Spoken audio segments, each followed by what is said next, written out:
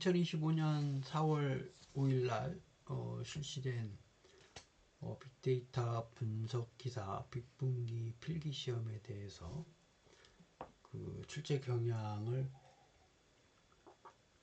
말씀드리도록 그렇게 하겠습니다.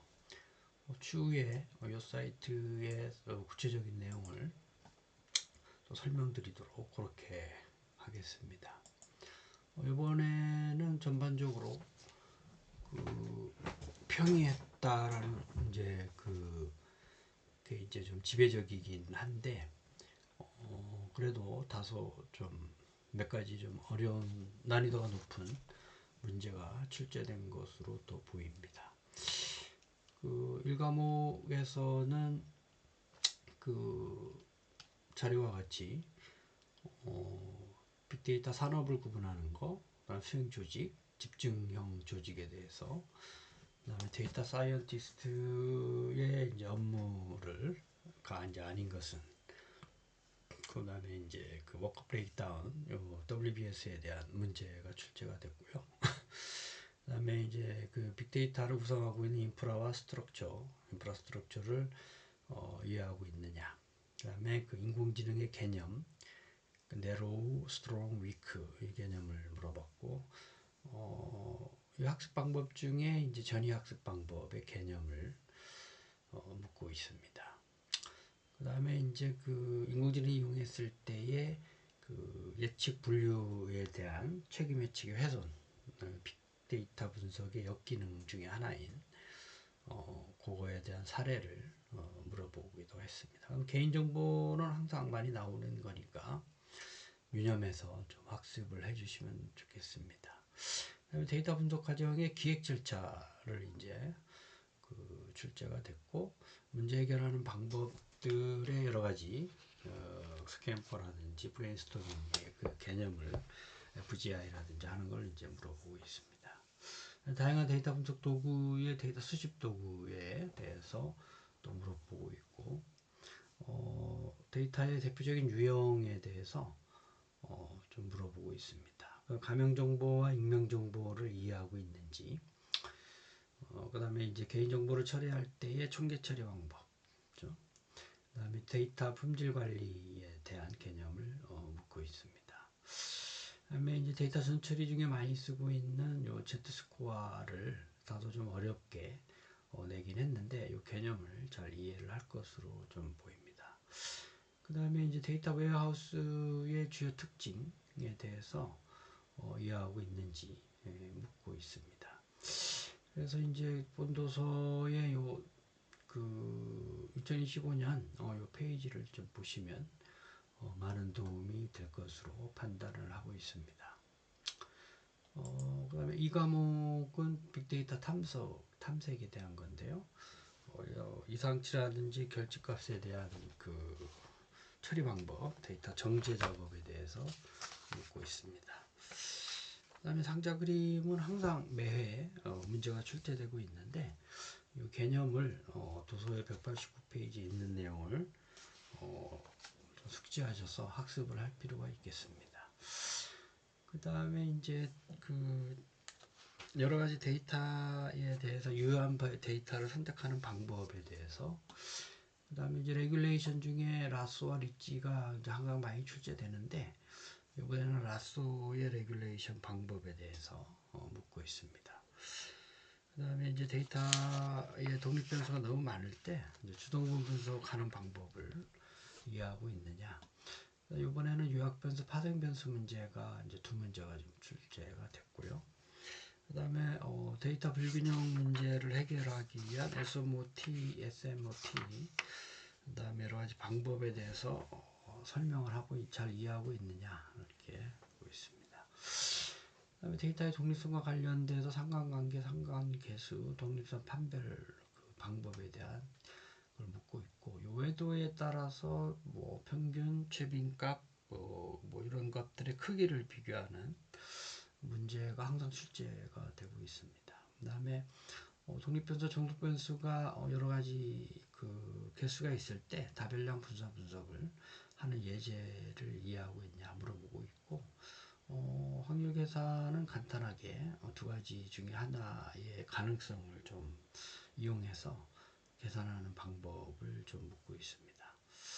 그 다음에 저희 도서에서도 268페이지에 상당히 많은 표본 조치 방법을 좀 설명하고 있는데 그 군집 내 군집 간 그 차이에 대해서 어떻게 샘플링을 하고 있느냐, 클러스터 랜덤 샘플링에 대해서 이해하고 있는지를 묻고 있고, 그 다음에 요 확률 분포는 여태까지 포화성 분포를 좀 많이 다루긴 했는데, 이번에는 이항 분포와 또 기출 문제에서 다뤘던 초기화 분포에 대한 이해를 또 묻고 있습니다. 그다음에 이제 중심극한 정리에 대해서 모평균과 분산 뭐 이런 거에 대한 이해를 어느 정도 하고 있느냐 그걸 좀 묻고 있고, 추정에 대해서도 이번에는 계산 문제가 아니라 개념적인 문제를 이해를 하고 있는지 좀 묻고 있고, 그 다음에 그 가설 검정 방법에 대해서 이해를 하고 있느냐, 그거에 대해서 통계량과 유의 확률, 유의 수준이 주어졌을 때, 4과목에서는 또 T 검정에 대해서 또 묻고 있는데, 어쨌든 가설 검정에 대해서도 이해를 하고 있는지를 좀 묻고 있습니다. 그 다음에 세 번째는 빅데이터 모델링에 대한 건데요. 데이터 분석 유형과 변수를 선택하는 방법, 다중 혼선성 문제, 분산 분석에 대한 문제, 로지스틱 회계 분석에 대한 문제들이 또 많이 좀 출제가 이제 되고 있습니다.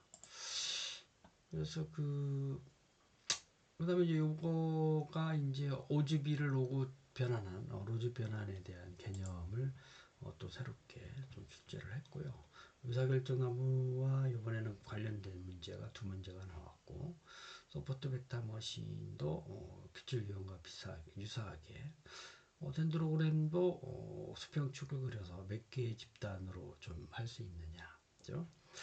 그 다음에 우리 그 좀 어려운 문제가 306번까지는 안 나왔었던데 398페이지에 있는 그 아리마 모형이라 해서 그 시계열 분석을 할 때 주로 많이 쓰고 있는 그 기법에 대해서 자기회계 누적 이동 평균 모형, 오토 리그레시브 인테그레이티드 무빙 에버리지에 대해서 세 가지 그 자분과 비정상적인 데이터를 정상화시키기 위해서 쓰는 여러 가지 기법들에 대해서 PDQ에 따라서 모형이 결정되고 있는 방법에 대해서 또 나왔습니다. 그 다음에 이제 딥러닝 문제가 상당히 좀 많이 나왔는데, 활성화 함수와 관련돼서, 그 다음에 우리가 여러 가지 텍스트 마이닝에서 쓰고 있는 텍스트 자연어 처리에서 쓰고 있는 어텐션 메커니즘과 오토 인코더에 대해서 또 개념적인 문제를 하고 있고, 그 다음에 합성 신경망에서 관련되고 있는 활성화 함수, 딥러닝에서 쓰고 있는 그거에 대해서도 지금 출제가 되고 있습니다. 그 다음에 이제 어쨌든 활성화 함수 외에도 우리가 최소 로스 펑션과 관련돼서 확률적 경사하강법으로 최소값을 웨이트를 찾아가는데, 최소값을 만족하는 그거에 대해서 좀 이해를 하고 있느냐, 기울기 베니싱에 대한 개념을 좀 이해하고 있느냐, 그거를 좀 묻고 있고, 여러 가지 경사하강법의 방법론 중에서 이번에는 모멘텀 방법에 대해서 스토캐스틱 SDG 방법을 변형한 모멘텀 방법, 물리학의 진동 개념을 이용한 그거에 이제 문제가 나왔고, 그 다음에 LSA라고 해서 관련된 문제가 또 출제가 됐습니다. 저희들 도서에서는 421페이지에서는 LSI라는 말을 좀 썼는데, 레이턴트 시메틱 인덱싱, 자연어 처리에서 주제와 문서 간의 유사성을 이제 찾는 기법에 대해서 이게 이제 대표적으로 SVD 벡터를 써서 이제 구하는 방법이라서 그거에 대해서 좀 이해를 하고 있는지를 좀 물어보고 있는 문제가 출제가 됐습니다. 그 다음에 그 부스팅에 대한 개념을 또 묻고 있는 문제가 출제가 됐고, 그 다음에 앙상블 분석에서 쓰고 있는 베이긴과 부스팅과 그 다음 편형과 분산 사이에 관계를 이해하고 있는지를 묻는 문제가 또 출제가 됐습니다. 그래서 한 과목에서는 이번에 좀 그 다른 과목에 비해서 조금 좀 난이도가 높은 문제가 출제가 됐고, 어쨌든 여기에서도 다양한 데이터 분석 모형과 딥러닝, 머신러닝 이런 개념을 좀 이해를 해야 될 것으로 판단이 됩니다. 그다음에 이제 마지막으로 4과목에서는 항상 그 이진분류 문제에 대해서 혼동행렬로부터 구하는 민감도 F한수거, 그 다음에 저기 연속형 자료에 대한 에러를 구하는 방법에 대한 수식이 또 나왔습니다. 다음에 데이터 품질 검증을 통한 검증과 그 데이터 분석 모형의 성능과의 관계 문제가 좀 나왔고, 교차 검증 중에서 많이 쓰고 있는 홀드아웃과 ROCV 방법에 대해서 그 문제가 또 출제가 되었습니다. 또 교차 검증은 이제 좀 많이 나왔고요.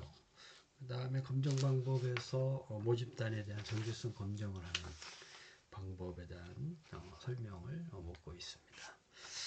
그 다음에 이제 머신러닝 모델에서 항상 문제가 되고 있는 과대 과소 적합 뭐 이런 문제에 대해서도 이해하고 있느냐 개념적으로 묻는 문제가 많이 나왔고, 아까 라소 레귤레이션 외에도 그 하이퍼 파라메타와 폴드 이제 K-폴드에 대해서 각각의 방법론에 대해서 몇 번 학습을 진행하느냐에 대한 문제가 또 출제가 됐고, 그 다음에 그 일반화 성능을 높이기 위해서 또 그 학습 곡선을 이제 어떻게 그 일반화 성능과 또 연결을 할 수 있느니 뭐가 이런 문제가 또 출제가 됐고, 그다음에 일반화 성능을 교차 검증을 하는 방법에 대해서 어떻게 하면 일반화 성능 개선을 할 수 있느냐 이런 걸 좀 묻고 있고, 그 다음에 이제 하이퍼 파라메타의 개념은 반드시 좀 나오게 돼 있으니까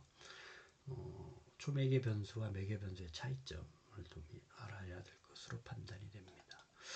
그 다음에 이제 탐색 기법 중에 그 하이퍼 파라미터 최적화 기법 중에 우리가 그리드 탐색은 이제 말 그대로 모든 가능한 해를 다 찾아보는 그런 걸 좀 묻고 있습니다.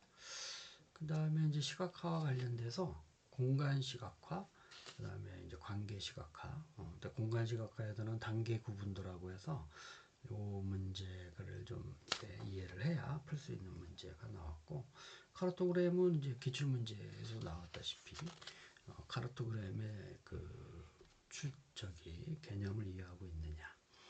그 다음에 인포그래픽도 상당히 많이 출제됐던 회차가 있었는데 그동안 출제 안 되다가 인포그래픽에 대해서도 그 설명을 하고 이제 이해를 하고 있느냐 좀 묻고 있습니다. 전반적으로 그 다른 분들도 이제 그 좀 평가를 하고 있지만 이번에는 좀 그 기출 문제의 유형을 좀 많이 좀 출제가 됐는데, 다만 그 기출 문제와 동일하게는 아니고 개념적으로 좀 이해하고 있나라는 부분을 좀 하셔야 되기 때문에 단순히 애우는 걸로는 좀 문제를 풀기 어렵게 좀 만든 거는 사실이고요. 개념적으로 좀 많이 이해를 해서 학습을 좀 해야 될 필요가 있다라고 좀 판단이 됩니다. 그래서 조금 제가 좀 시간이 되는 대로 각각의 과목에 대해서 지금 계속 그 기출 문제를 좀 정리를 하다가 지금 좀 시간이 없어서 한데 나중에 또 되는 대로 좀그 기출 문제 유형에 대해서 정리를 해보는 시간을 갖도록 그렇게 하겠습니다. 감사합니다.